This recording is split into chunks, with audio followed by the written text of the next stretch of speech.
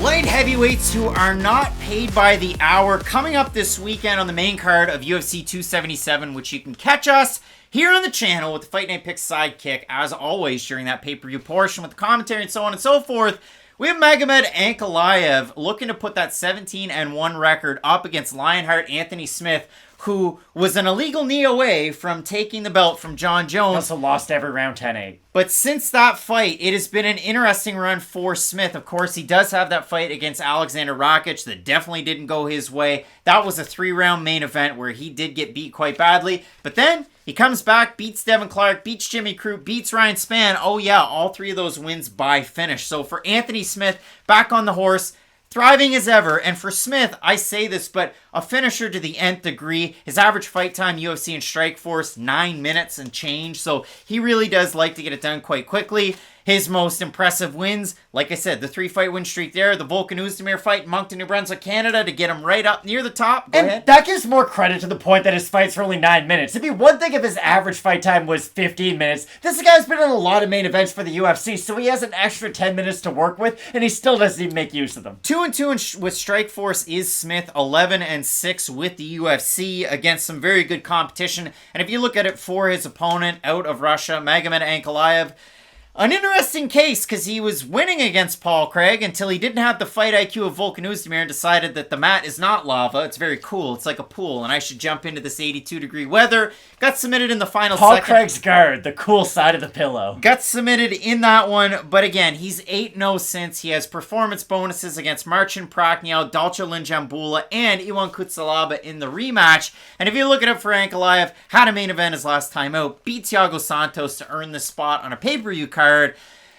And it was a good fight, I guess. I feel like he lost stock in a win, if we're being completely honest. Sometimes you can gain stock in a loss, sometimes you can lose stock in a win. Nobody thought Thiago Santos had a snowball's chance in hell of winning that fight, and it was pretty damn close upon further review. Like, Ankalaev did a good job at range, he was able to pitter-patter a little bit, but anytime they get into an extended boxing sequence, Thiago Santos was able to hit him with some shots, and even dropped him at one point throughout that fight. So, for Ankalaev, this is almost sort of a readjustment fight, it feels like. Like, Anthony Smith and Thiago Santos at this stage of their careers are basically in the exact same position. It's, hey, if you're a prospect with some promise, this is a great guy to beat because good things happen after you fight them. But that's the weird thing about Anthony Smith. He almost had like a Jorge Masvidal career revitalization midway through his 30s. We don't often see somebody, be a popular fighter, but maybe not a great fighter statistically. And then all of a sudden he went on a great run once he went up to the 205-pound division. He did enjoy quite a bit of success in his short time in the division. Knocked out Rashad Evans, knocked out Shogun Rua. Like, he was on that exciting run, but that was the problem. He got a title shot based off beating a lot of aging legends and Volkan Oezdemir, who, again, is a good fighter when he's on, but is a bit inconsistent, if we're all being honest. So for Anthony Smith, it feels like he was sort of crowned as a championship quality fighter a little bit prematurely in his UFC tenure, and that's why we have seen the run ever since his title shot. He can offer an interesting fight to a lot of strong prospects, and not everyone's going to get past the Anthony Smith litmus test. He is very much like Derek Brunson, where, again, if you beat him, you're probably fighting for a title or you're getting main events in the future, but if you lose to him, it normally is going back to the drawing board. And the thing about Anthony Smith is, I think his best win as of late was the Jimmy Crute performance. I know it ended by a weird, kind of fluky injury, but up until that point, his jab was landing well. He was fighting in a very smart manner, and he was fighting tall, too, which is something that Anthony Smith has always struggled with throughout his career. When he gets backed up to the cage, you know how much I hate this. When he shells up and tries to paw away with that lead leg, it's just not a great look, to be honest. No judge is ever going to give you a round where you spent 3 minutes of it with your back up against the cage in a 100% defensive shell. Now, Anthony Smith can sort of play a rope-it-out game like that, where you're throwing a lot of shots, he's making you miss. He has exceptional cardio for this division, and he's normally able to weaponize that pace on a lot of fighters, but this is why I don't think that's going to really matter in this fight. Does Ankalaev fight at much of a pace? Not really. He's happy to stand on the outside, play your game a little bit, and then pot you with some shots from the outside. I just think this is going to be a very low-volume Anthony Smith fight, which normally isn't something I'd be saying. When Smith presses a pace against an opponent, when he's starting to land all the way across the cage, when he mixes in his kicks, he wins. He beats you down on the feet to get you to the mat to submit you. That's a classic blueprint. A damaging jab. Of a Smith fight. Yeah, damaging jab. He can fight long at times. Again, he's going to have a height advantage. He's going to have a slight reach advantage. He's a fighter that uses those tools well. We talk about height and reach. It's stupid how much they accentuate it in a lot of the broadcasts because If you have it, prove it. Like, if I've never seen it... It's just a stat, guys. There's negatives and positives to everything. It is just a stat. It's not a benefit or a negative. The man or woman's the Easter Bunny. Haven't seen it, where is it? But when I look at Magomed Ankalaev, he does fight in a similar fashion, but the thing that I like about Anthony Smith is a double-edged sword. His kicks are good. He doesn't check leg kicks all that well, and his knees swell up a lot. Like, a lot. It's like our grandmother who has arthritis in all of her fingers. It looks like little baseball mitts on every knuckle. They're huge. His knee, it's like that. It gets kicked, it looks like a catcher's mitt. It looks like a first baseman's You're mitt. lucky your grandmother doesn't have internet access. I don't know if she'd be thrilled with you talking about UFC 229. She watched the co-main event and she went, well, boys, I'm going to bed. She missed Conor and Khabib. So that's the level of MMA fan she is, but credit to her for staying up for the rest of the fights, or the fights that were there. When it comes to Magomed Ankalaev, very accurate, very efficient with his striking. The thing that I like about Ankalaev that counters well against Smith, if Smith comes in high tie guard, like we know he will, Ankalaev can kick to the body. That's a huge detriment to Anthony Smith. Obviously, you've seen the front kick knockout performance bonus that Ankalaev had against Dalsholin Jambula. He uses kicks very well.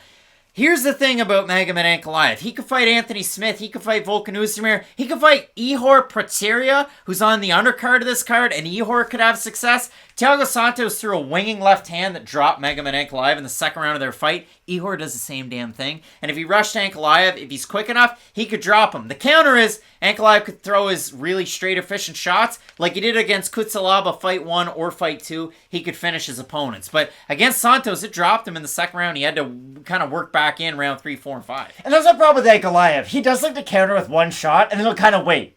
And wait, and wait. And if you are a fighter like Anthony Smith, who fights at an extremely high, or with an extremely high work rate, goodness, I do think that there's a world where Anthony Smith can have a lot of success, but the problem is, you know what Anthony Smith doesn't take well at all? Body shots, ever. Has never throughout his career. Thiago Santos famously stopped him with one. I would go back to the main event he had against Alexandre Gustafsson, where Gustafsson does not have a lot of success in that fight, but you know what he does do? He body kicks him in the second round that folds Anthony Smith over, and Gustafsson's able to get on top and end the round out in a very dominant position. It's always been a shot that Anthony Smith has been susceptible to, and not just at the middleweight division. That's why I bring up the Gustafsson fight as well. He just doesn't take body shots all that well, and against a guy like Ankalaev who can mix his kicks up to all 3 levels, I think that's going to be something Smith really has to watch out for. But again, I have a very hard time putting Ankalaev in the whole hierarchy of the light heavyweight division, and I let everybody know this every time I break down one of his fights. Again, if you just look at the snapshots of some of the skills he's able to portray in MMA fights, he will look phenomenal.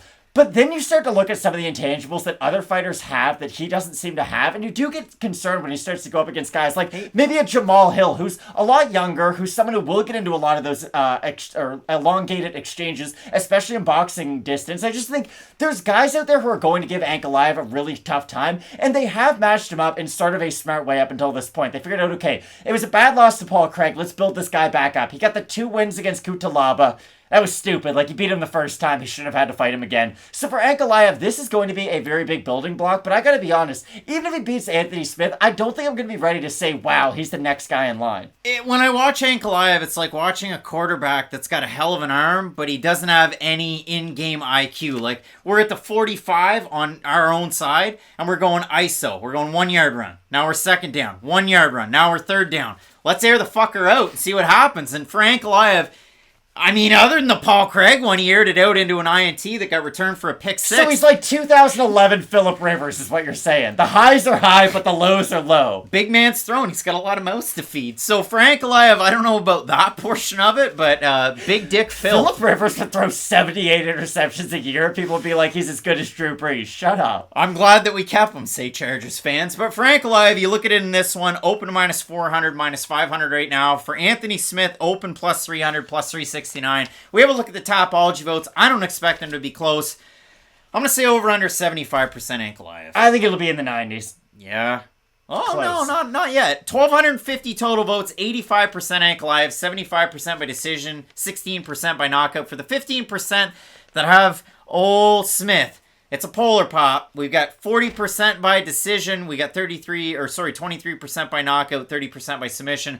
I think Ankalaev wins this at range. I think he's going to be able to get it done. I wouldn't put any money on it because minus 500 is too rich for my blood. And I like Anthony Smith in a lot of his fights, and I like the way that he can beat you in any different way. It's just he has his own things that you have to watch out for. So I do like Ankalaev for all the reasons I stated in the video, but it should be a fun fight. Oh, I can say this without, I don't care about either one of these fighters outside of their skill sets. I prefer watching Anthony Smith a whole hell of a lot more than I prefer watching Magomed Ankalaev. Tell us how you really feel. It's just the truth. Anthony Smith is a genuinely exciting fighter, no matter who you put him up against, unless he fights a dominant wrestler where he can't work his jiu-jitsu off his back. Ankalaev is a low-volume striker who does make the most of his shots, and that's why I do think he's going to be able to win this fight. Again, at kicking range, he's a lot more lethal with his shots than Anthony Smith is. Again, Smith is good at that range too, but he's a much more volume-oriented striker than what Ankalaev is. So again, similar to what I mentioned on the last fight between Morono and Semelsberger, maybe Smith is able to overwhelm Ankalaev with a lot of his shots, but I do think he's going to walk into a big shot from Ankalaev at a certain point. And the thing is,